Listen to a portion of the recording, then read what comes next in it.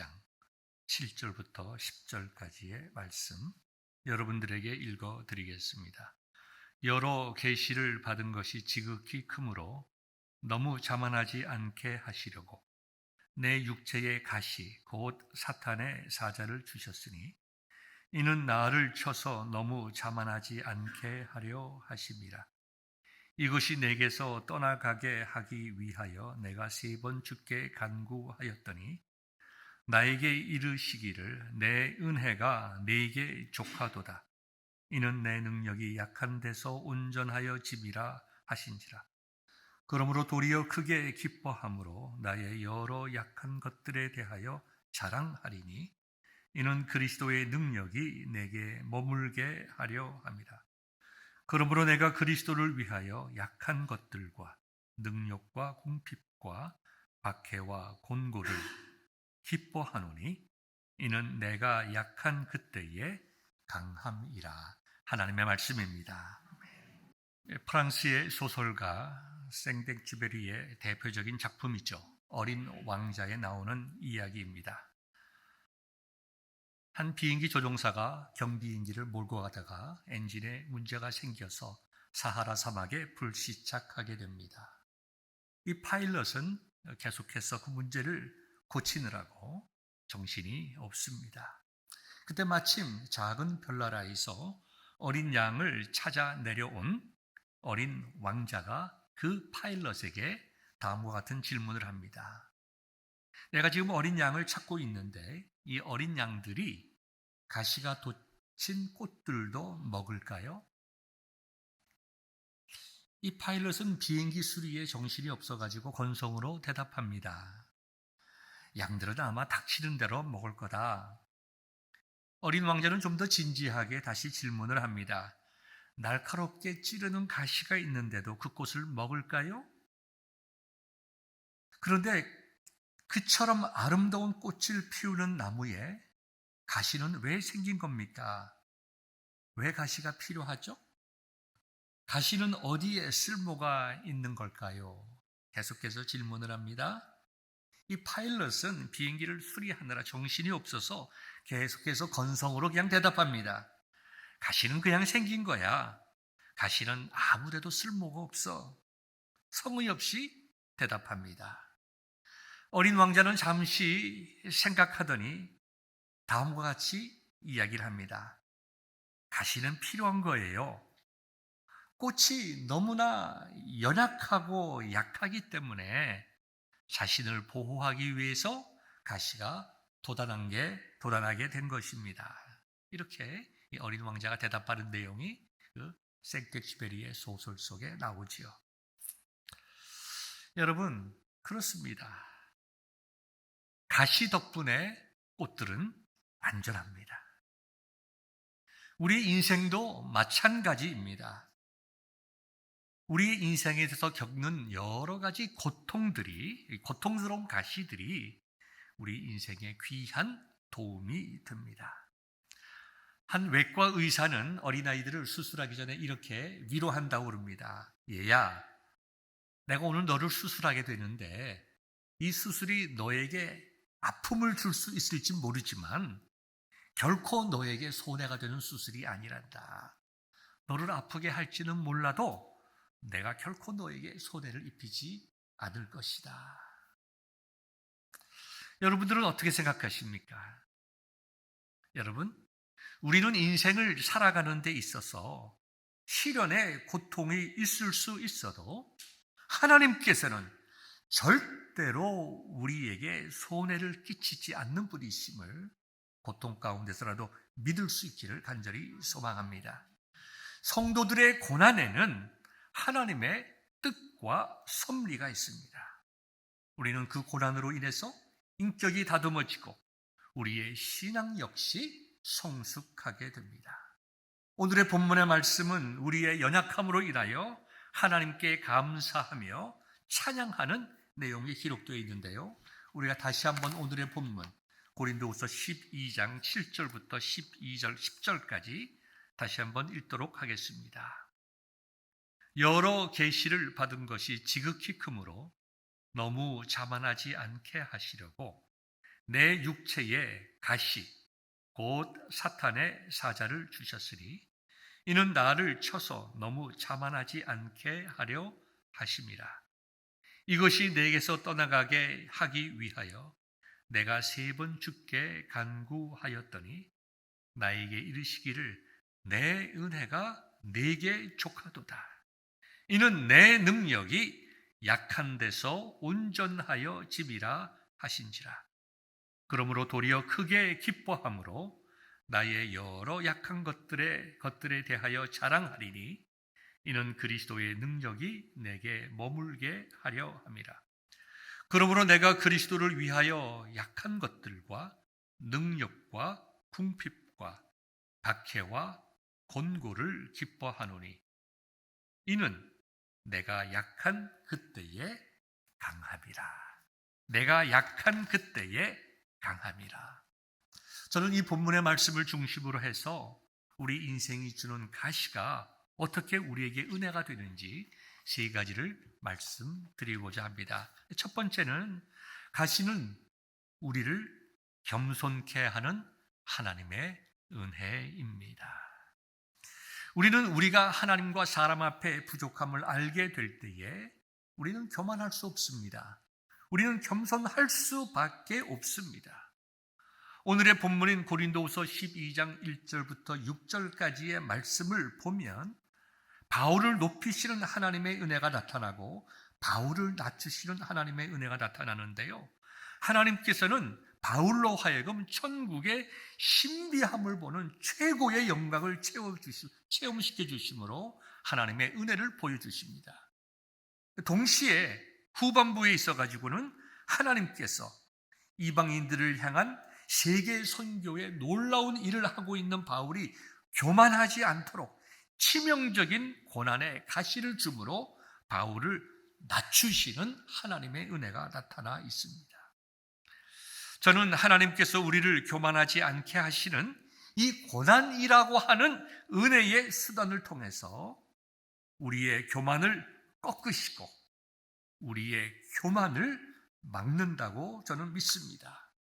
하나님은 시련이라고 하는 고난을 통하여 우리의 교만을 막으시기도 하고 우리의 교만을 꺾어주심으로 우리가 항상 하나님 앞에 겸비한 삶을 살아가게 하시는 은혜를 주신다고 믿습니다. 영국 옥스퍼드 대학의 한 학생이 C.S. 루이스 교수에게 질문을 하였습니다. 교수님, 정말 하나님께서 사랑의 하나님이라고 하면 왜 인간에게는 알 수 없는 고통이 이렇게 많을까요? 왜 사랑의 하나님께서 인간이 결코 풀 수 없는 이 가시라고 하는 고난을 우리에게 허락하시는 것일까요? 이 질문에 C.S. 루이스 교수는 이렇게 대답을 합니다. 여러분, 인간이 얼마나 교만한 존재인지 아십니까? 인간은 참 교만한 존재입니다. 만약에 우리 인간에게 교만이 고통이라는 문제가 없다면 인간은 얼마나 더 교만해질 수 있을까요? 아마 끝없이 교만해질 것입니다. 이렇게 대답을 하였습니다. 사랑하는 성도 여러분, 저와 여러분의 인생 속에는 고난이라고 하시는 가시가 있습니다. 아픔이 있어요. 눈물이 있습니다. 그러나 그러한 것들을 불평할 수 있지만 불평하기보다 원망하기보다 우리 인생의 가시를 통하여 하나님 앞에서 우리 자신의 모습을 뒤돌아볼 수 있다고 하면 그 고난은 분명히 우리에게 은혜입니다.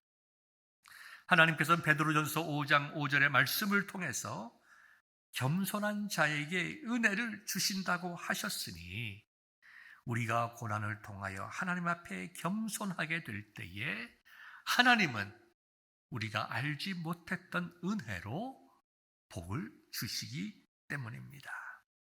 두 번째는 인생의 가시라고 하는 것은 우리로 하여금 기도하게 하는 하나님의 은혜입니다. 사도 바울은 많은 병자들을 고쳐주었습니다. 그가 손을 닿기만 하여도 불치병이 고침받는 역사가 일어났습니다. 그런데 정작 바울 자신은 심각한 병으로 고통을 받았습니다. 성경학자들은 이것이 아마도 간질병이었을 거라고 말하고 있습니다. 바울은 평생 이 병을 가지고 살았습니다. 그러나 바울은 이 병이라고 하는 가시 때문에 하나님 앞에 겸손해졌을 뿐만 아니라 하나님 앞에 간절히 기도하는 기도의 사람이 되었습니다. 하나님께서는 사도 바울을 향한 큰 계획과 목적을 가지고 하나님께서 허락하시고 하나님께서 주신 가시였기에 오늘 우리가 본문 9절에서 읽는 대로 이것은 내가 너에게 주는 내 은혜라고 말하고 계십니다. 바울에게는 고통이었지만 하나님께서는 그것을 은혜라고 말씀하고 있는 것입니다.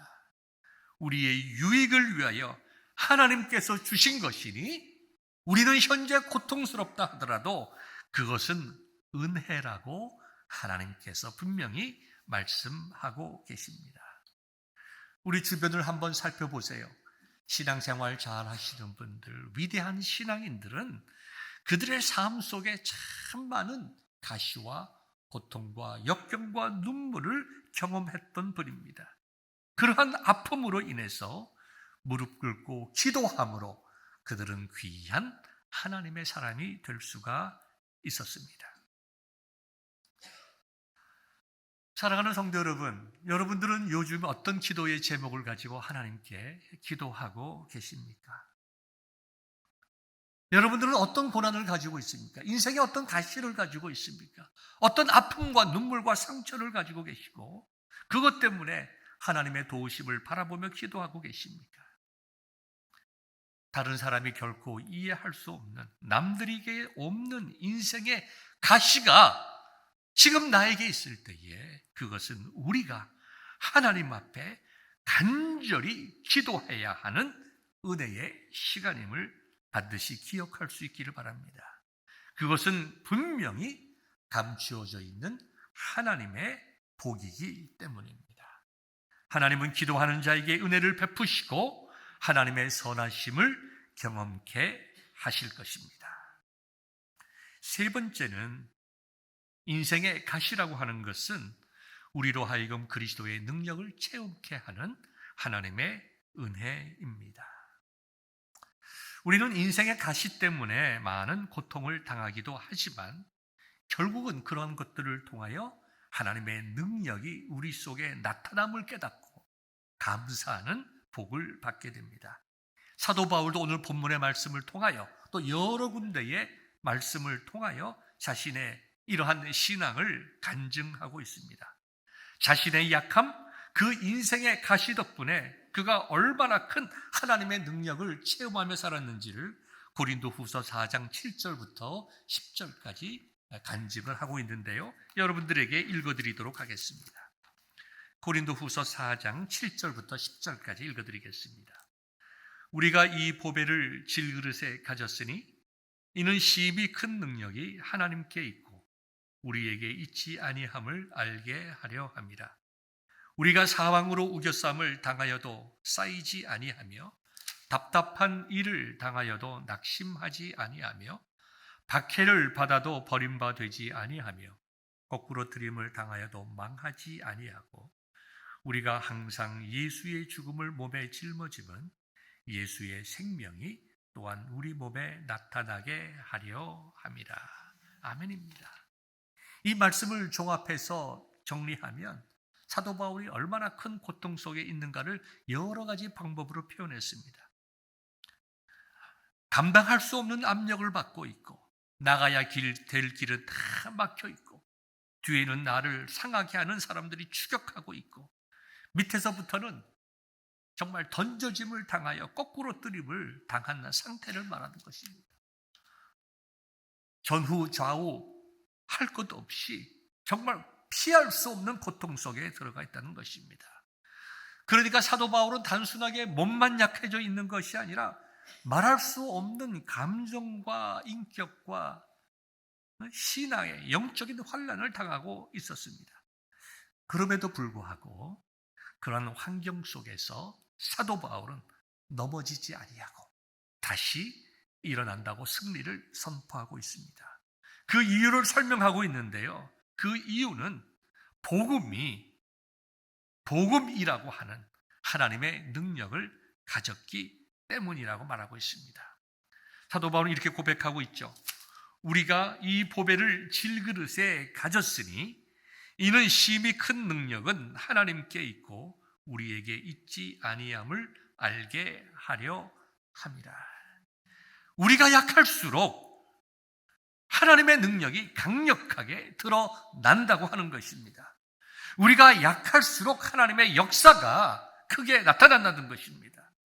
우리의 약함을 하나님께서는 강함으로 바꿔주시고 우리의 나쁜 상황 속에서도 거꾸러지지 아니하고 다시 한번 일어나 전진할 수 있도록 하나님께서 능력으로 우리 속에서 역사하신다는 것입니다. 이것이 사도 바울이 고난 속에서 고백했던 신앙의 간증입니다.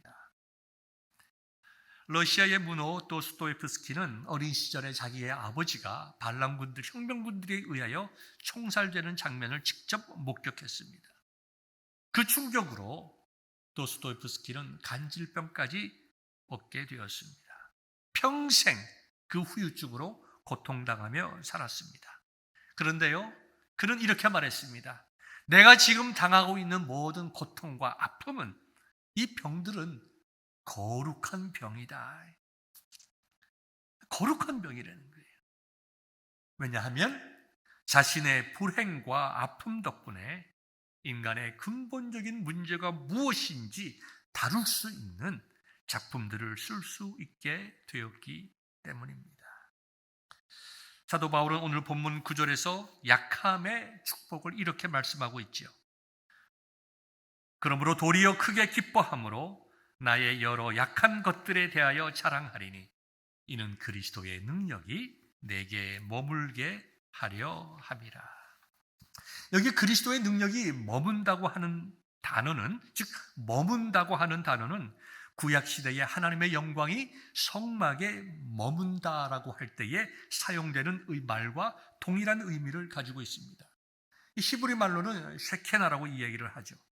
하나님의 임재를 말하고 있습니다. 내가 약할 때에 하나님의 능력이 나에게 임재하신다는 것입니다. 나에게 머문다는 것입니다. 하나님의 능력이 내 속에서 역사한다는 것입니다. 내가 연약하기 때문에 하나님의 능력이, 그리스도의 십자가의 은혜가 나에게 머물러 주신다는 것입니다. 사도 바울은 그것을 믿고 고백하였던 것입니다. 사도 바울의 간증이고 승리의 선포였습니다. 10절의 말씀이죠. 내가 약한 그때에 강함이라. 내가 약하면 약할수록 내 속에 있는 예수 그리스도의 십자가의 복음의 은혜를 붙잡을 때에 그 은혜로 말미암아 나에게 강함이 역사한다는 것입니다. 우리가 약한 만큼 하나님의 능력은 우리에게 머물러 주시고 우리가 약한 것보다 더 큰 능력이 우리와 함께 하신다는 놀라운 말씀입니다.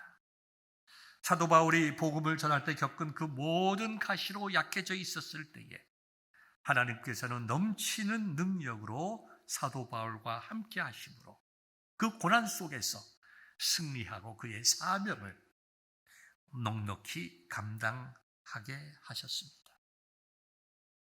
사도 바울뿐만 아니라 오늘을 살아가는 저와 여러분들에게도 여러 종류의 가시들이 있을 수 있습니다. 질병의 가시가 많죠. 자녀들의 가시가 있습니다. 인간관계에서 오는 상처들이 있습니다. 경제적으로 어려워서 힘들고 고통당하는 상처가 있습니다. 우리가 그렇게 오랫동안 기도하여도 아직까지 주님 앞에 나오지 않는 자녀와 부모와 형제와 자매들이 있습니다. 다 우리에게는 고통으로 오는 영적인 가시들입니다. 오늘을 살아가는 여러분들은 어떤 가시로 고통하고 신음하고 계십니까? 어떤 가시가 여러분들을 힘들게 하고 있나요? 관계의 가시로 고통당하고 있나요? 인생의 어두운 밤을 맞이하여 남들이 모르는 외로움의 가시가 여러분에게 있습니까? 아픕니다. 고통스럽습니다. 그러나 우리는 인생의 가시로 인하여 하나님 앞에 겸비해집니다. 우리가 할 수 없는, 우리가 어떻게 할 수 없는 불가항력적인 가시 덕분에 우리는 두 손을 들고 하나님 앞에 나와 엎드리고 하나님만 의지하게 됩니다. 그리고 오늘 본문이 주시는 약속의 말씀대로 우리를 아프고 힘들게 하는 그 가시 때문에 우리는 알지 못하지만 하나님의 능력이 우리로 하여금 그것을 감당하게 하시고 그것을 극복하고 살아나가게 하신다는 것입니다. 오늘의 말씀을 정리하려고 합니다. 모든 사람은 다 행복하게 살기를 원합니다. 그 누구도 인생의 가시와 고통과 아픔을 원하는 사람은 없습니다. 그러나 더 분명한 것은 그 누구도 그들의 인생 속에서 다가오는 필연적인 고난을 피할 수도 없습니다. 만약 우리 인간들에게 고난이 가시가 없다면 사람들은 자신도 모르는 사이에 자기의 본능에 따라 자신의 욕망만을 추구하며 살아갈 수밖에 없습니다. 지극히 자연스러운 인간의 본성입니다.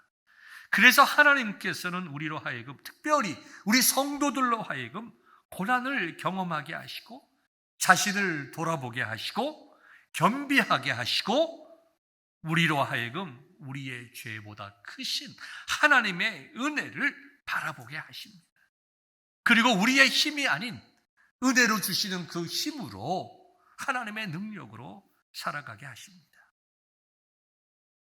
동시에 우리는 인생의 어려움을 겪으면서 왜 우리가 이런 어려움을 겪는지 완전히 이해할 수는 없습니다. 어쩌면 이 자리에는 이해할 수 없는 삶의 고난과 가시로 눈물 흘리고 있는 분이 계실지도 모르겠습니다. 감당하기 어려운 고난과 시련 앞에 우리는 무기력하고 사람의 그 어떤 말로도 위로가 되지 않는 그러한 아픔과 상황 속에 살아가는 분들이 있습니다. 그런 분들에게는 오늘의 설교가 위로가 아니라 분노로 느껴질 수도 있을 것입니다. 저는 여러분들에게 인생의 고통이 왜 있는지, 우리가 왜 인생의 그런 고통을 다 견뎌야 되는지 다 설명할 수 있는 완벽한 지혜와 지식이 없습니다. 그러나 하나님의 말씀을 근거로 해서 여러분들에게 분명히 말씀할 수 있습니다. 고난의 밤이 아무리 어두워도 하나님만이 우리의 빛이십니다. 빛 대신 하나님께서 우리와 함께 하시고 우리를 바라보시고 우리를 구원하시기 원하시기에 하나님만이 우리의 소망임을 이 시간 고백하여야 합니다. 여러분 신문을 보십시오. 터키와 시리아에서 지진으로 수만 명이 죽었습니다. 이 시간에도 무너진 건물 속에서 사람이 죽어가고 있습니다. 우리가 그들을 구할 수가 없습니다. 러시아와 우크라이나의 전쟁 때문에 많은 사람들이, 여성들과 어린아이와 젊은 청년들이 죽어갑니다. 왜 이런 전쟁이 있는지, 왜 이런 지진으로 하루아침에 수많은 사람들이 죽는지 우리는 다 설명할 길이 없습니다. 그런 분들에게 고난이 겸손을 주고 기도하게 하고 하나님의 능력을 체험하게 하십니다. 얼마나 그들에게 위로가 되겠습니까? 어쩌면 하나님의 말씀은 그들에게 위로가 아니라 또 다른 분노를 제공할지 모릅니다. 이런 어려운 상황 속에서 하나님의 뜻을 다 이해할 수 없지만 분명히 이 긴 어둠의 끝에 하나님께서 우리를 기다리시고 빛으로서 우리에게 다가오심을 우리는 하나님의 말씀을 근거로 해서 믿음으로 고백해야 하는 것입니다.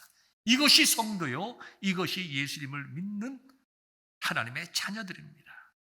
가시가 있어도 우리가 겸손하게 하나님 앞에 나갈 수 있고 우리가 고통스럽기에 기도할 수 있고 우리에게도 아무것도 해결점이 보이지 않는다 하더라도 우리는 믿음으로 빛 되신 하나님을 어둠 속에서 바라보게 됩니다.